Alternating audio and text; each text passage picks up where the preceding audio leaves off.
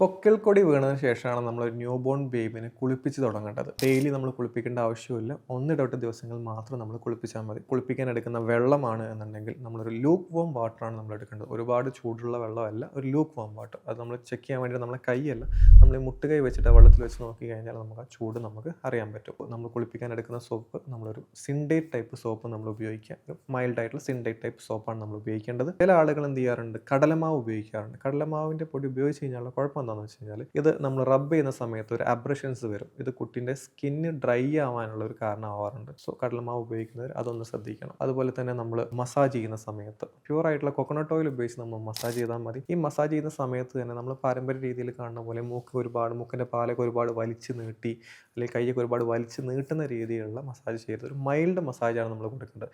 നമ്മൾ മസാജ് കൊണ്ട് കുട്ടിയുടെ ഗ്രോത്തിന് അത് പ്രത്യേകിച്ച് അല്ലെങ്കിൽ മൂക്കിൻ്റെ പാല് നീളാനോ അല്ലെങ്കിൽ മൂക്കിൻ്റെ വലിപ്പം നീളാനോ ഒന്നും പ്രത്യേകിച്ച് അത് ഹെൽപ്പ് ചെയ്യുന്നൊന്നുമില്ല. ഓവറോൾ മസിൽസിന് ഒരു സൂത്തനിങ് എഫക്റ്റ് കിട്ടുന്നുണ്ട് എന്നുള്ളതേ ഉള്ളൂ.